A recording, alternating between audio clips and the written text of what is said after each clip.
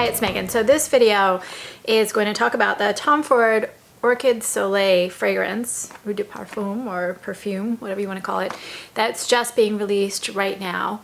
And that means June 2016. And this was kind of a pre-release, actually even before on the Tom Ford site, on Sephora's site. And I got the 1.0 ounce size. So yes, this is Tom Ford. So the 1.0 ounce is $82, the 1.7 is $120, the 3.4 is $168. And so we'll start out just by saying, number one, I really do like this fragrance.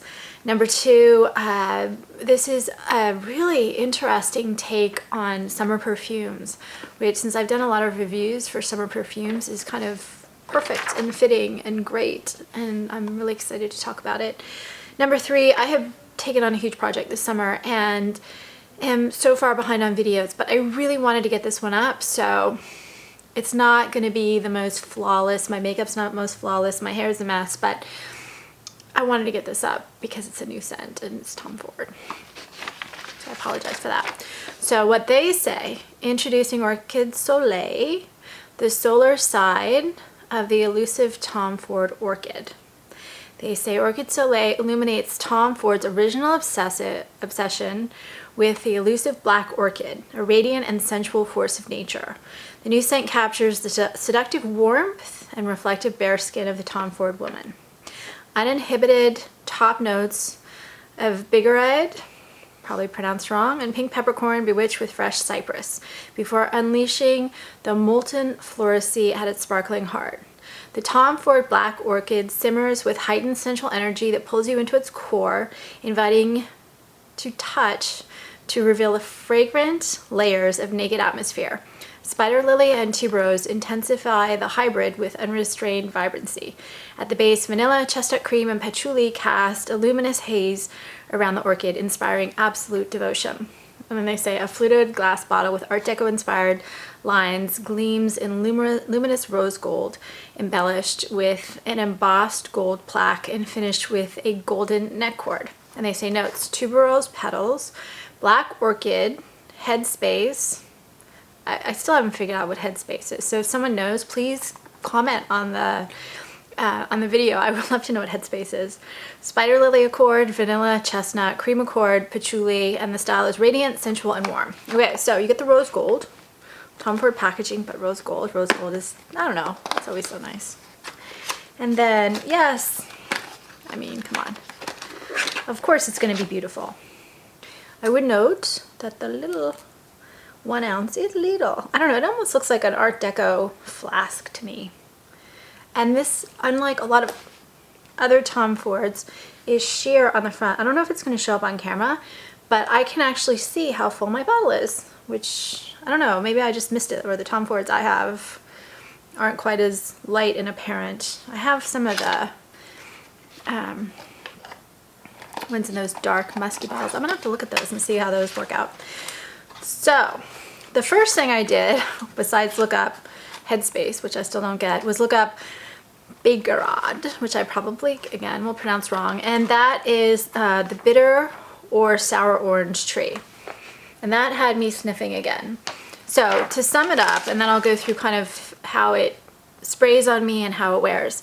To sum it up, what this is very much one of those warm, not sweet, but you can still get the vanilla kind of scent, summery, touch of sunscreen fragrances that adds in orchids, takes out the coconut, and adds in cream. So it's definitely creamy. The orchid is, you know, it's a hard one for me to describe, which is always the case in these reviews. Like, it's really hard to describe how the fragrance works on you. But when I first spray it, I wrote it down here. When I first spray it, I get kind of a splash of suntan lotion, and it's almost like the suntan lotion that I get from Demeter fragrance. But that lasts like, I don't know, a minute or 2 minutes, but that's the first thing I get, just like a flash of suntan lotion. And then I get a really deep, rich orchid. And orchid to me is just, it's not sweet, but I'm gonna smell it again. It has this kind of burning, beautiful, mature, sophisticated floral element to it. It's one of those that's like more little black dress, but like exotic little black dress kind of feel to it. Really, and it's not even Oriental or Asian or anything. It's just a really sophisticated, rich floral that is unlike any other. Different, sophisticated, very, I don't know. I can kind of see Brigitte Bardot wearing this on like the south of France, but like the 2016 version of her, if that makes sense. Kind of a little bit raw, wild, but yet so sophisticated and so much more chic than the rest of us. Throw in a little Audrey Hepburn. So I get this big burst of Orchid.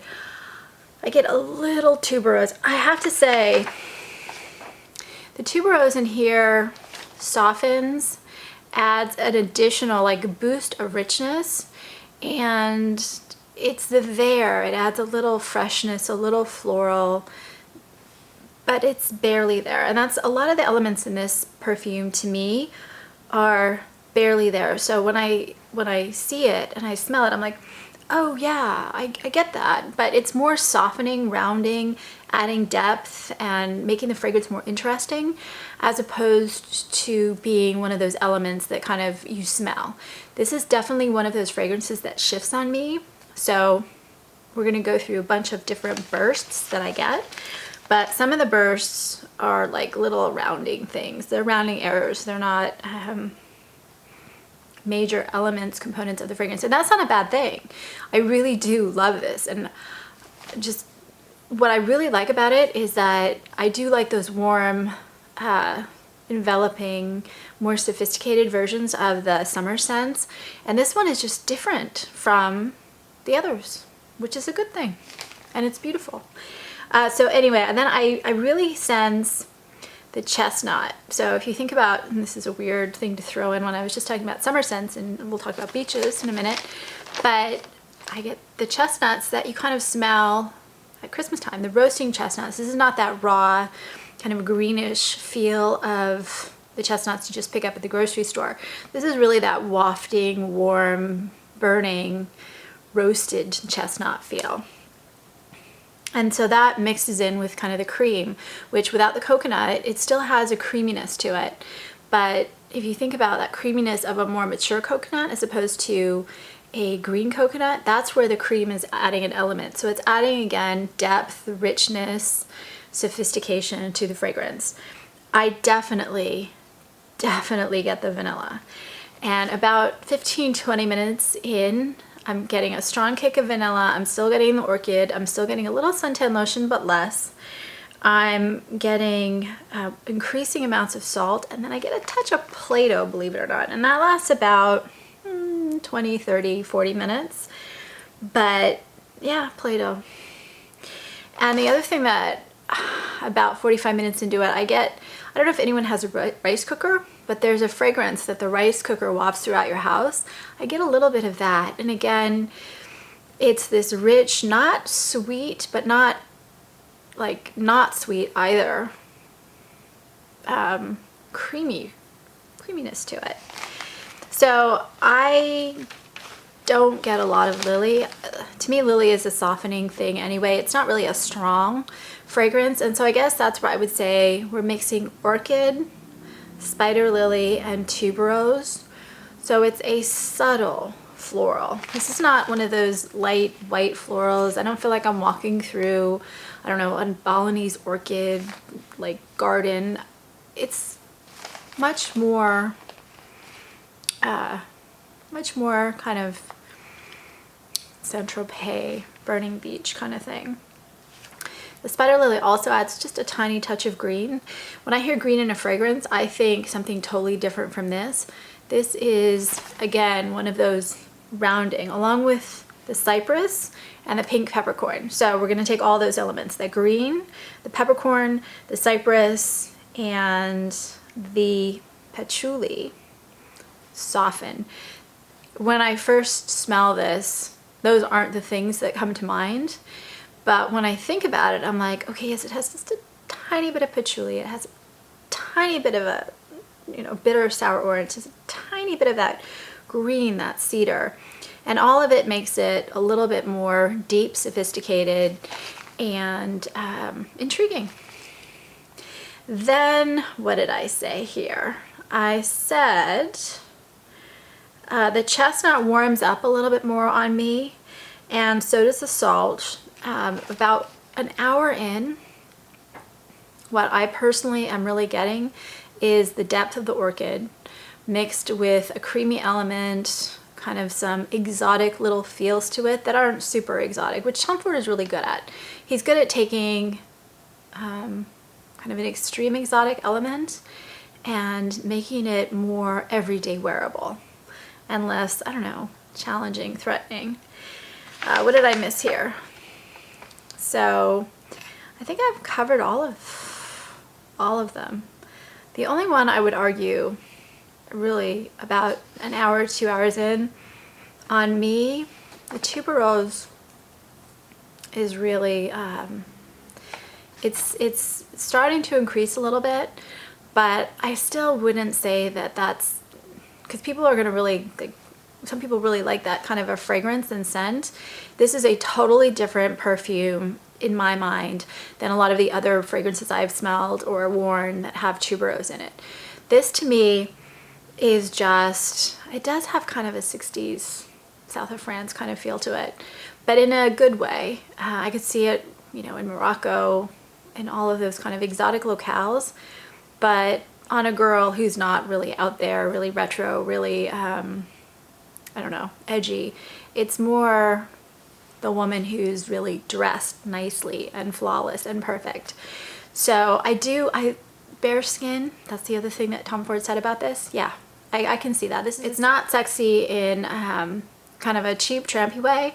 It's sexy in a very elegant, like, wow, I didn't expect that from her kind of a way, but it works. So I really do like this. I kind of like this better than a lot of the other recent Tom Ford releases in the fragrance world, only because to me it's more distinctive, it's different. Some of the others I felt were, I don't want to say unoriginal because that's not the case. I think Tom Ford takes something that's out there really great and kind of makes it a little bit better. This one to me feels really different, and it is kind of an obsessive fragrance, if that makes sense. So to me, I was happy with this. The price point is, oh, you know, Tom Ford, so you gotta go with that. But I do really like it because it works, and I don't have another fragrance like it. So I apologize for not doing more videos. I will get to my videos. I will, I promise, I promise, I promise. But I do have a lot going on right now, so it might be a little bit slower than normal. Anyway, thanks for watching. If you do try this, I would love to hear your thoughts. And that's it. Happy summer. Like, where did that come from? Please subscribe on YouTube. It helps me a lot. And I don't know, click like. Why not? Thanks for watching.